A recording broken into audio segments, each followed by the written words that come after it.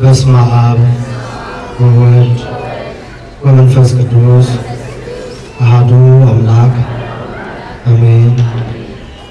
ይትባረክ እግዚአብሔር አቡነ ለእግዚእነ ኢየሱስ ክርስቶስ ዘወለደነ በዛ ምሕረቱ ለተስፋ እንተባቲ ናዩ ለተንሶቱ ለእግዚእነ ኢየሱስ ክርስቶስ እንሙታን። ጌታችንና አምላካችን መድኃኒታችን ኢየሱስ ክርስቶስ ሙስና መቃብርን አጥፍቶ በመነሳቱ ለሕያው ተስፋ ለማይጠፋ እድፈት ለሌለበት ለማያልፍ ርስት እንደ ምሕረቱ ብዛት የወለደን እንደ ምሕረቱ ብዛት ይቅር ያለን እንደ ምሕረቱ ብዛት በፊቱ ያቆመን እንደ ምሕረቱ እንደ ባለጠግነቱ ብዛት ዳግም ልጆቹ እንሆን ዘንድ የወደደን የጌታችን የመድኃኒታችን የኢየሱስ ክርስቶስ አባት እግዚአብሔር ስሙ ለዘላለሙ የተመሰገነ ይሁን። የተከበሩ አባታችን መላከ ገነት ቆሞስ አባ ተክለ ማርያም አምኜ የዚህ ታላቅ ካቴድራል አስተዳዳሪ፣ የተወደድክ ወንድማችን የስብከተ ወንጌል ኃላፊ መምህር ጳውሎስ መልካ ሥላሴ፣ ክቡራን በክብሩ ዙፋን በመቅደሱ የምታገለግሉ አበው መነኮሳት፣ ቀሳውስት፣ ወሐውያን፣ ዲያቆናት፣ መምህራነ ወንጌል፣ የተወደዳችሁ እግዚአብሔር በማታልፈው ደገኛይቱ በሆነች ክብሩ ሁሉ ሊገልጣት በማይችል በማይተካከላት ዘላለማዊ ርስት ወራሾቹ እንድትሆኑ ከዓለም በተለየ ፍቅር የጠራችሁ አባቶቼና እናቶቼ፣ ወንድሞቼና እህቶቼ እንዲሁም ሕፃናት በኃያሉ በልዑል እግዚአብሔር ፍጹም ሰላም እንደምን ሰነበታችሁ? እንደምን አደራችሁ? እንደምን አረፈዳችሁ? መመስገን ገንዘቡ ክብርና ባለጠግነት ኃይልና ብርታት ውዳሴና አምልኮ ሁሉ ገንዘቡ የሆኑለት ቸር አምላካችን በረድኤት ስቦ በቸርነት ሁሉ አቅርቦ ክፉ ከሆነችው ዓለምና ሐሳብ ሁሉ ለይቶ በማለዳ ለምስጋና በዚህ በነግ ለቅዳሴው ለውዳሴው ለማህሌቱ ለስብሐተ ነጉ በፊቱ እንድንሆን የመረጠንና የረዳን ጎዳናችንን ያቀናና ያከናወነ የአባቶቻችን አምላክ እግዚአብሔር ክብር ይግባው። ስሙ የተመሰገነ ይሁን። ስሙ የተመሰገነ ይሁን። እስቲ ለእግዚአብሔር ክብርን ስጡ። ከሰኔ 26 እስከ መስከረም 25 ዘመነ ምን ይባላል? ዘመነ ክረምት። ስለ ክረምት እግዚአብሔርን እናመሰግናለን። ድምፀ ገሪሁ ለዝናብ፣ የዝናብ ኮቴው ተሰማ። የዝናብ ጉርምርምታው ተሰማ። የዝናብ ድምፁ ነጎድጓዱ ተሰማ። ወሶበ ዘንመ ዝናብ ይጸግቡ ርሁባን ወይፌሱ ነዳያን። በአዝማች አስገብቶ ነዳያንም ይደሰታሉ። የተራቡት ይጠግባሉ። ርሁባን ሲል የተራበችው መሬት፣ የተጎሳቆለችው መሬት፣ እርቃኗን የቀረችው በምናኝ በአፈር ያለችውን መሬት ልምላሜ ያለብሳታል፣ ያስደስታታል። ምድራውያንን የሰው ልጆች ከተገኘው ልምላሜ እጁን ዘርግቷልና ትሰፍ የማነከ ወታጸግብ ለኩሉ እንስሳ ዘበስራት እጅን ትዘረጋለህ፣ ለፍጥረት ሁሉ ምግባቸውን የሚያስፈልጋቸውን ትሰጣለህ እንዳለ የኛ አባት መድኃኒዓለም እጁን ዘርግቶ ዝናበ ምሕረቱን ሰጥቶናል። ክብር ይግባው። ስሙ የተመሰገነ ይሁን። ስለዚህ ዝናብ ያጣ ብቻ ነው የሚያውቀው። እኛ ምናልባት ጥላ ይዘን አልያም አጉረምርመናል። ስለዚህ ዝናብ የሚያነቡ አሉ። እንስሳቱ ወድቋል፣ መሬቷ ተራቁታለች። ዝናብን አጥተው የሚበሉትን አጥተው ምን አድርገንለት ይሆን? ምን ውለታ ውለን ነው ለእኛ ሳያፈራርቅ ሳያዛንፍ እያፈራረቀ ሳይረሳ ሳይዘነጋ አዝማናቱን በዘመናት እየተካ ክፍላት ዓለሙ በክፍላት ዓመታቱ ውስጥ ያሉትን ክንውን ሳያጓድልብን በዝናብ ወራት ዝናቡን በበልግ የበልግ ወራት የመጸው ወራት ነፋሱ የጸደይ ወራት በእነዚህ ወራት ሁሉ እያፈራረቀ የሚመግብ እግዚአብሔር ወሶበ ዘንበ ዝናብ ወሶበ ዘንበ ዝናብ ይጸግቡ ነዳያን ይጠግባሉ ደስ ተሰኝተው ይህን ድምፅ በሰሙ ጊዜ ሌሊቱን በዝማሬ አባቶቻችን በአዝማቹ እያዘመቱ እግዚአብሔርን ያመሰገኑበት ስለዚህ ወራት ስለዚህ ጊዜ ይገልጽልናል። ይሄ ወራት የክረምት ወራት ነው። ክረምት ባይኖር የሰው ልጅ ሕይወቱ በረሃብ ማለቅ ደግሞ ምን ረሃብ ይሄ ይስኩይናት ከረሃብ ደግሞ ጦርነት ይሻላል። ረሃብ ከባድ ነው።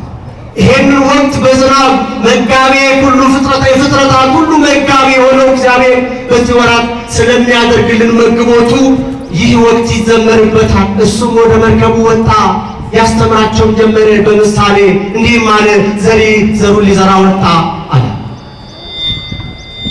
እንደው እያንዳንዱን ከመነጋገር ጠቅለል አድርገን የምናስተላልፈው የምንረዳው እውነት አይተን እናልፋለን። በዚህ ምሳሌ ውስጥ አራት በአንድ እርሻ ውስጥ ያሉ በአንድ እርሻ ውስጥ የሚገኙ አራት ባህሪያት ያላቸው መሬት እናገኛለን። ዘሩ ግን አንድ ነው። የተነጠረ ንጹህ የሆነው ዘር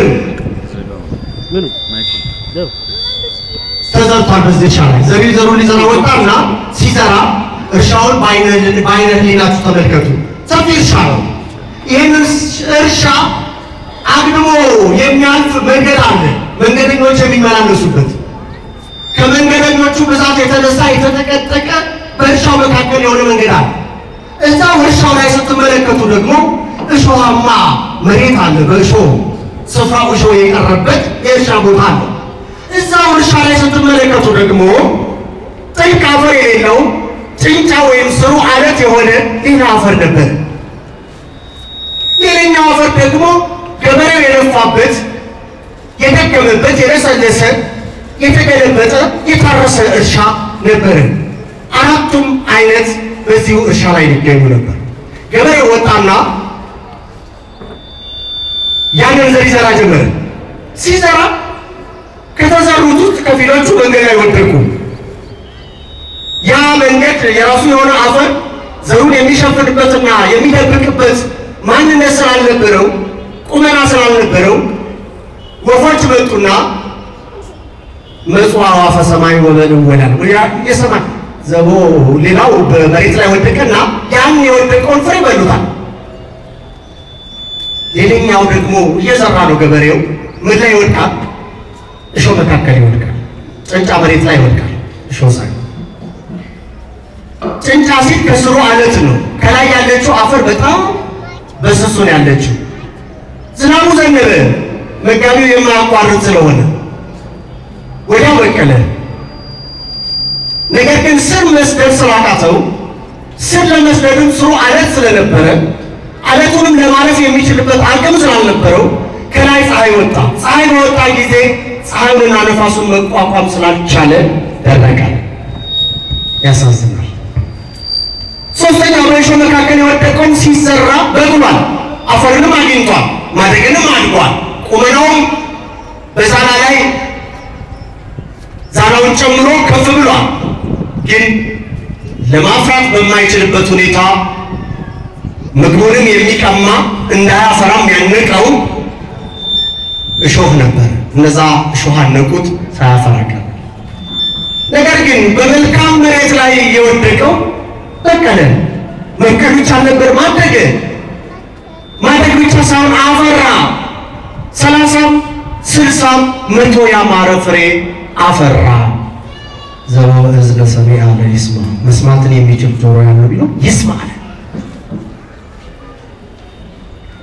እግዚአብሔር ከዘመናት በፊት በነቢያቱ ሲናገር ቆይቷል። አሁን ግን በአንድያ ልጁ ተቀዳሚና ተከታይ በሌለው ወልደ አብ ወልደ ማርያም ስግው መድኃኔዓለም ኢየሱስ ክርስቶስ ያስተምራቸው ነበር። ይህንን ምሳሌ ከተናገረ በኋላ ደቀ መዛሙርቱ ቀርቦ ምንድነው በምሳሌ የምትናገረው አሉት። እስቲ ወደ ፍቺውን እንሂድ። ጌታ የመለሰላቸው ነበረ። እናንተ ዛሬ የምትሰሙት ድንቅ መልእክት ማላቸው። ይሄን ለመስማት በብዙ መሻትና መጓጓት ዘመናቸውን ሱባኤ የቆጠሩ ጾም እየጾሙ እየሰገዱ ባለማግኘት ያለፉ እንዳሉ አስተውሉ አላቸው።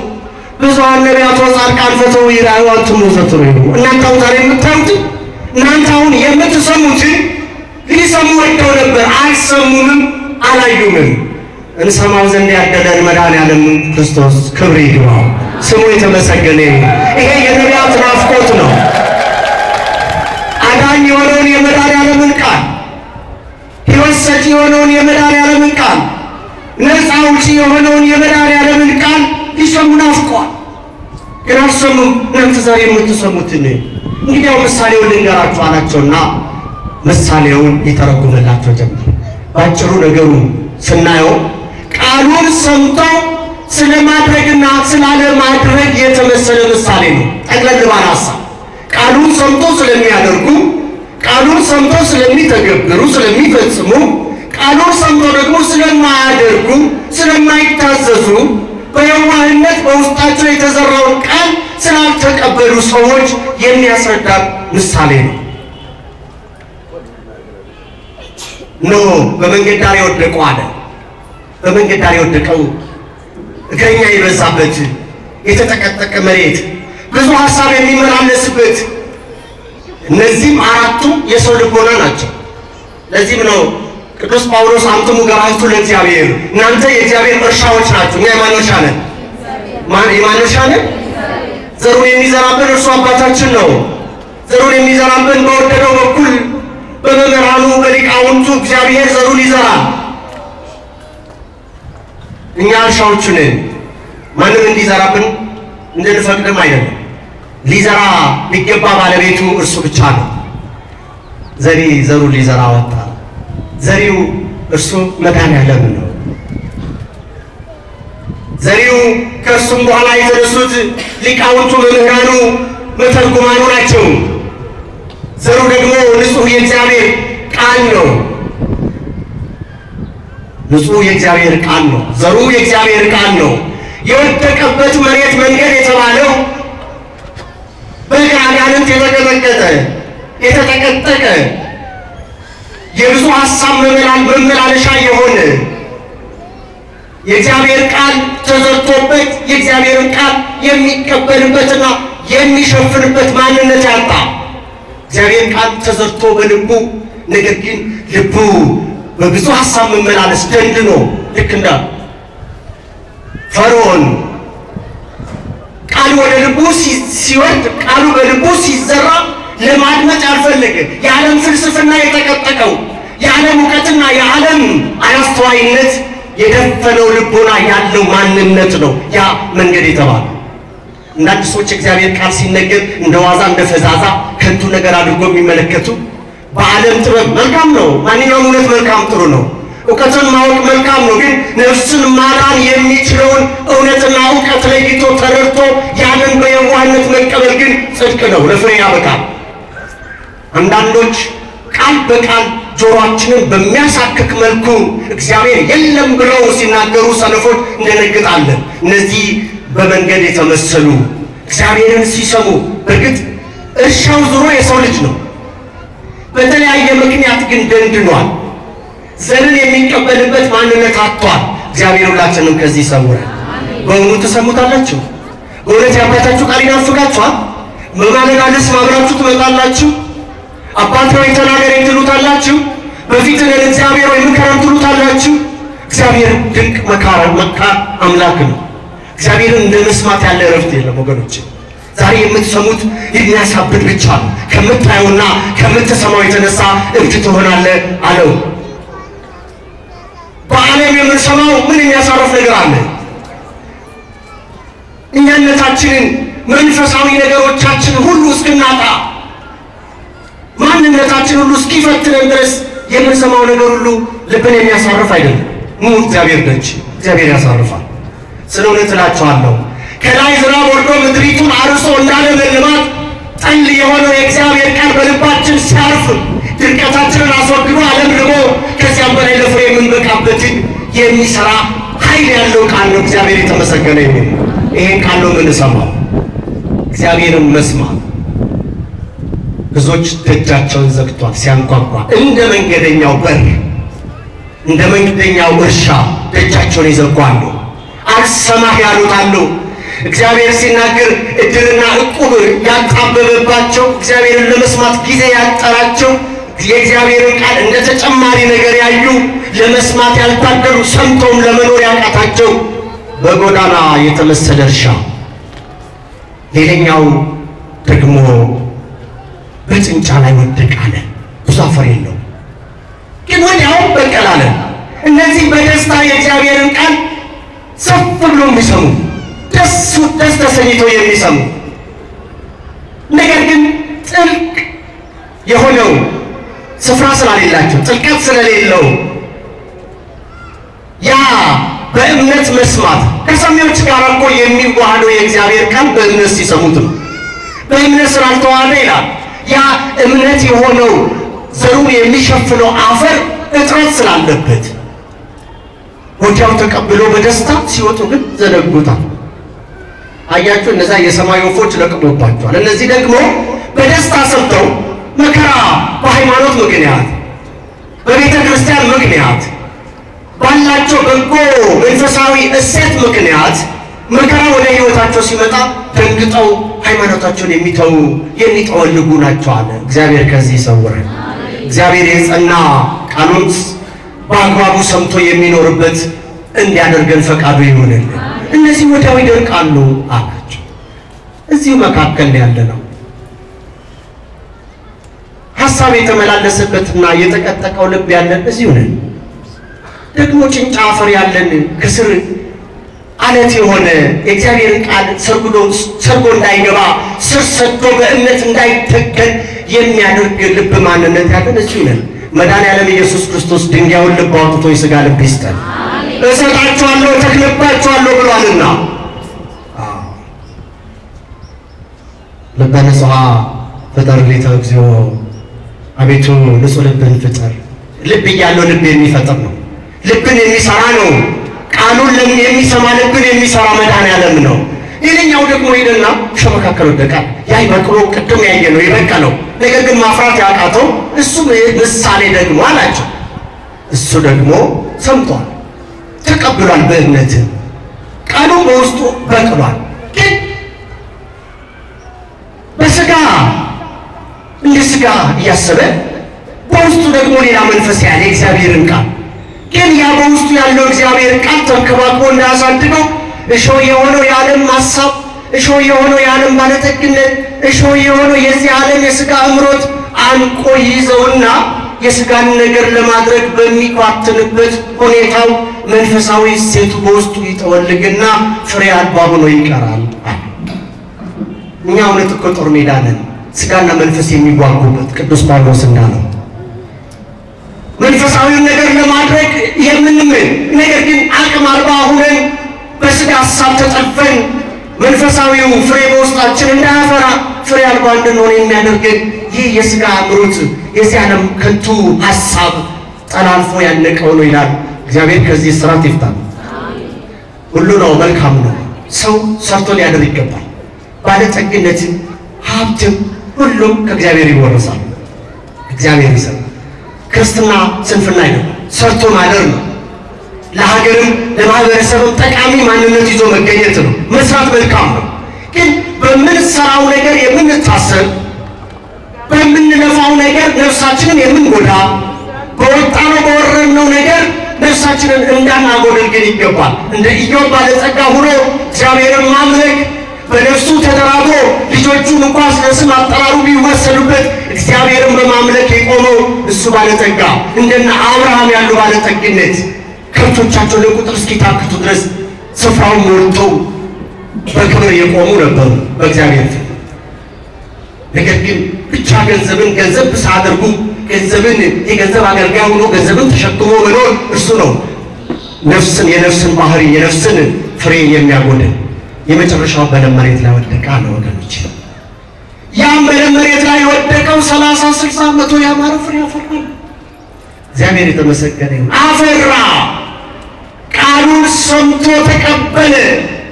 ትርጓሜውን ስንወስደው ያክፋትንና የርኩሰትን ስራ አስወግዶ በየዋህነት በውስጡ የተዘራውን ቃል ተቀብሎ ቃሉን የሚያደርግ ሆኖ ብፁዕ ተብሏል። 30 60 100 ያማረ ፍሬ አፍርቷል ማለት ነው። ቃሉን ሰምቶ የሚያደርጉ ናቸው እነዚህ ሶስቱ። ቃሉን ሰምቶ የማያደርጉ ይሄ ደግሞ ቃሉን ሰምቶ የሚያደርግ በእግዚአብሔር ዘንድ የሚያስመሰግነው ፍሬውን አፍርቶ በቅጠላማነት ለመረገም የተረፈ ማለት ነው። ሃይማኖት ቅጠል ነው። ቅጠል ብቻ ይዘን እንድንገኝ አይደለም የሚጠበቀው። ተዘርተናል፣ በቅለናል። እናንተ በእግዚአብሔር ቤት ውስጥ የተተከላችሁ የተዘራችሁ ዘሮች ናችሁ ነው። ስለዚህ በእግዚአብሔር ቤት ውስጥ የተተከለ እንዲያፈራ ይጠበቃል። ዋጋ የተከፈለለት እንዲያፈራ ይጠበቃል። በጎ መንፈሳዊ ፍሬ፣ መንፈሳዊ ሀብትን፣ የዋህነትን፣ ትዕግስትን፣ ቸርነትን፣ ልግስናን፣ ምሕረት፣ ቸርነትን ማድረግ፣ የሌላው መራራት፣ በጎ ፍሬ ማፍራት በክርስቶስ ኢየሱስ ያለውን በእኛ መገለጥ ይገባል። በጎነቱ በልጆቹ ነው የሚፈርሰው። የእግዚአብሔር በጎነት ክርስቲያን በሆኑት ውስጥ አልፎ ለዓለም ይተርፋል። በጎ ፍሬ እንድናፈራ ይገባል። ፍሬ ሳያፈሩ ቀርቶ የተረገመችቱን ቅጠል አስቡ።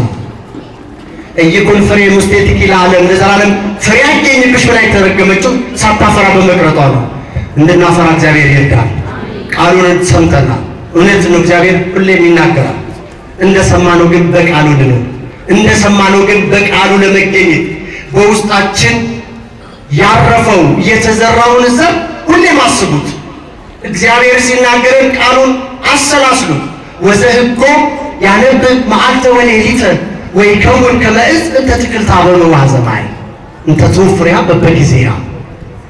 በየሰዓቱ ፍሬዋን እንደምትሰጥ ነው የሚለው። የእግዚአብሔርን ቃል በውስጣችን የተዘራውን እናስበው። መዝሙር 1 ላይ እናስበው። ሲዘራ አስቡት፣ አሰላስሉት። ምን ተናገረኝ አባቴ በሉ፣ እግዚአብሔር ምን መከረኝ በሉ። በውስጣችሁ ያለውን ዘር በእምነት አፈር አልብሱት። ከዛ ይበቅልና ውስጣችሁ ሲያፈራ መንፈሳዊ ምግባራትን ስታደርጉ፣ በጉልበት በመንፈሳዊ ስራ ላይ ስትጨክኑ፣ ማንነታችሁ ሲለወጥ፣ የእግዚአብሔር ቃል ሲሰራችሁ፣ ዳግም ሲተክል ሲያቆማችሁ ታገኙታላችሁ። በየዋህነት ተቀብሎ በውስጥ እንዲበቅል መፍቀድ ብቻ ነው። እግዚአብሔር እንደ መልካሙ መሬት ያድርገን። እኛም ቃሉን ሰምተን በውስጥ ተቀብለን በየዋህነትና በእምነት ሲሰሙ በእምነት ስሙ። ለፍልስፍና እንደሚሰሙት አንሁን። ምን ተነገረ ብሎ ልክ እንደ ጆሮ ጠቢ ቁጭ ብሎ ጌታ በዚያ በሚያገለግልበት ዘመን ለነገስታቱ መልእክት ሊያስተላልፉ ቁጭ ብሎ ወንጌልን እንደሚሰሙት ያይደለ።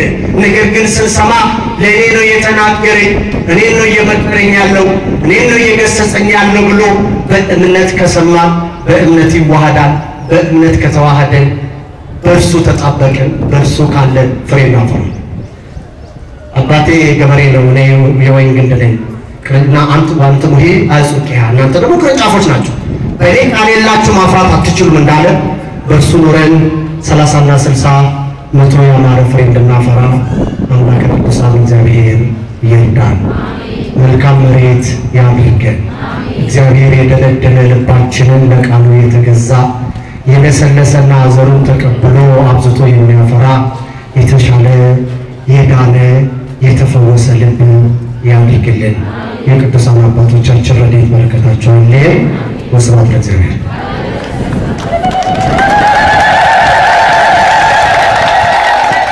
ሊቀ ኅሩያን ዮሐንስን እግዚአብሔር አምላክ አለወት ያሰማልን።